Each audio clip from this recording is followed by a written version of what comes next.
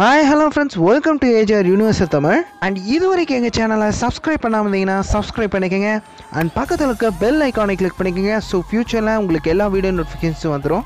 இந்த வீடியோவில் நம்ம என்ன பார்க்க போறோம்னா, நம்ம கோக்கு யூஸ் பண்ற ஒரு பவர்ஃபுல்லான ஒரு டெக்னிக், அதாவது கையோகென் டெக்னிக்கோட சில இம்பார்ட்டண்ட்டான ஃபேக்ட்ஸ் பற்றி தாங்க பார்க்க போகிறோம். வாங்க வீடியோக்குள்ளே போகலாம். ஃபர்ஸ்ட் பாயிண்ட் என்னன்னு பார்த்தீங்கன்னா, நம்ம கையோகென் டெக்னிக் வந்து சூப்பர் சைன் அளவுக்கு பவர்ஃபுல்லா. சூப்பர் சைன் கூட நம்ம கையோகென் மிக்ஸ் பண்ண முடியுமா அப்படின்னு பார்த்தீங்கன்னா, இந்த ரெண்டு விஷயமே பாசிபிள் இல்லைங்க. நம்ம சூப்பர் சைன் டிரான்ஸ்ஃபார்மேஷன் வந்து பார்த்தீங்கன்னா, நம்ம பேஸ் ஃபார்ம் கோகுவை விட 50 டைம்ஸ் பவர்ஃபுல்லுங்க.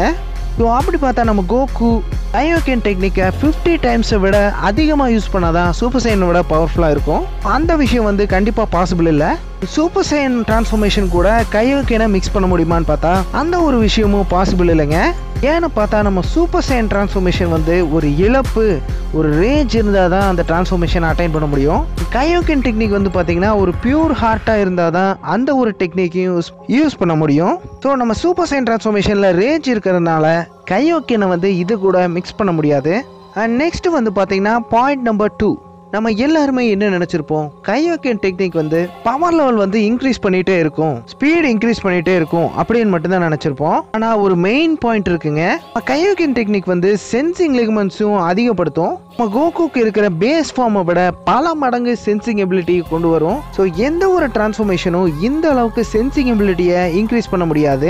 ஃபார் எக்ஸாம்பிள், நீங்க காட் ஃபார்மையும் ப்ளூ ஃபார்மையும் கம்பேர் பண்ணி பாருங்க. ப்ளூ ஃபார்மை விட காட் ஃபார்ம் ஸ்பீடு வந்து ரொம்ப அதிகமா இருக்கும். நம்ம சூப்பர் சைன் காட் ஃபார்மை விட சூப்பர் சைன் ப்ளூ ஃபார்ம் வந்து ஸ்டாமினா ரொம்ப லோவா இருக்கும். பவர் லெவல் ரொம்ப அதிகமா இருக்கும் நம்ம சூப்பர் சைன் ப்ளூ ஃபார்ம்ல. இந்த மாதிரி ஒவ்வொரு டிரான்ஸ்ஃபார்மேஷன்ல ஒவ்வொரு டிராபேக் இருக்கு. கையோகென் டெக்னிக்ல அந்த மாதிரி எந்த டிராபேக்கும் இல்லைங்க. யார் இந்த டெக்னிக்கை ட்ரெயின் பண்ணி பர்ஃபெக்டா கண்ட்ரோல் பண்றாங்களோ அவங்களுக்கு இந்த டெக்னிக் ரொம்பவுமே ஹெல்ப்ஃபுல்லா இருக்கும். நெக்ஸ்ட் வந்து பாத்தீங்கன்னா பாயிண்ட் நம்பர் 3, இந்த ஒரு கையோகென் டெக்னிக்கு ஒரு எலிஜிபிலிட்டி இருக்குங்க. அது என்ன எலிஜிபிலிட்டின்னு பார்த்தீங்கன்னா, இந்த டெக்னிக்கை யூஸ் பண்ணுறதுக்கு ஒரு பியூர் ஹார்ட்டாக இருந்தால் தான் இந்த டெக்னிக்கை யூஸ் பண்ண முடியும். மற்றபடி இந்த டெக்னிக்கை ஹேண்டில் பண்ண முடியாது அப்படிங்கிற ஒரு விஷயமே கிடையாதுங்க. நம்ம வெஜிட்டானாலையும் யூஸ் பண்ண முடியும். ஆனால் நம்ம வெஜிட்டா பியூர் ஹார்ட்டாக இல்லாதனால தான் கையோகென் டெக்னிக்கை யூஸ் பண்ண முடியல. ஸோ கையோகென் டெக்னிக் யூஸ் பண்ணுறதுக்கு எந்த ஒரு பவர் லெவல் தேவையில்லை, ஒரு பியூர் ஹார்ட்டாக இருந்தால் போதும். இன்னொரு விஷயம் இருக்கு, நம்ம சுப்ரீம் காயும் எல்டர் காயும் இந்த பவரை யூஸ் பண்ண முடியும்.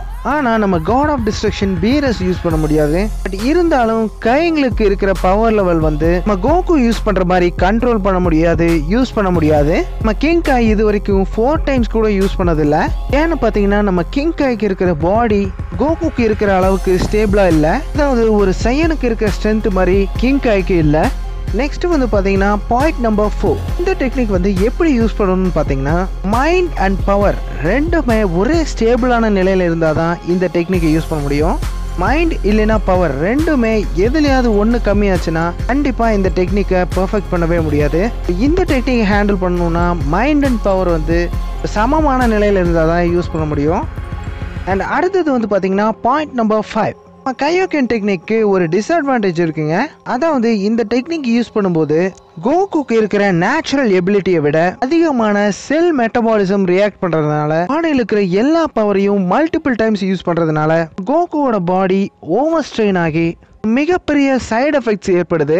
மசில் அண்ட் போன்ஸ்ல ஒரு சிவியரான பெயின் வருது. கொஞ்ச நாளைக்கு ஃபைட் பண்ண முடியாமையும் போயிடுது. ஆனால் போக போக நம்ம கோகு அந்த ஸ்ட்ரெஸ்ஸை வந்து கண்ட்ரோல் பண்ணி கையோகென்ல ஒரு சீரியஸான ட்ரைனிங் மேற்கொண்டு கண்ட்ரோல் பண்ண கற்றுக்கிட்டதுனால கோகு கையோகெனை ஒரு ஃப்ளாலெஸ்ஸாக யூஸ் பண்ண முடிஞ்சுது. ஆனால் தன்னுடைய லிமிட்டை பிரேக் பண்ணும்போது தான் இந்த மாதிரி ஒரு நெகட்டிவான சைடு எஃபெக்ட்ஸ் வருது.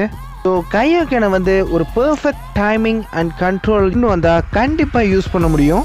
So that's all guys. And இந்த வீடியோவை பற்றி நீங்கள் என்ன நினைக்கிறீங்கிறத கீழே இருக்கிற கமெண்ட் செக்ஷனில் கமெண்ட் பண்ணுங்கள். அண்ட் இந்த வீடியோ பிடிச்சிருந்தா லைக் பண்ணுங்கள், ஷேர் பண்ணுங்கள், கமெண்ட் பண்ணுங்கள். அண்ட் கண்டிப்பாக மறக்காமல் சப்ஸ்கிரைப் பண்ணுங்கள். Bye guys.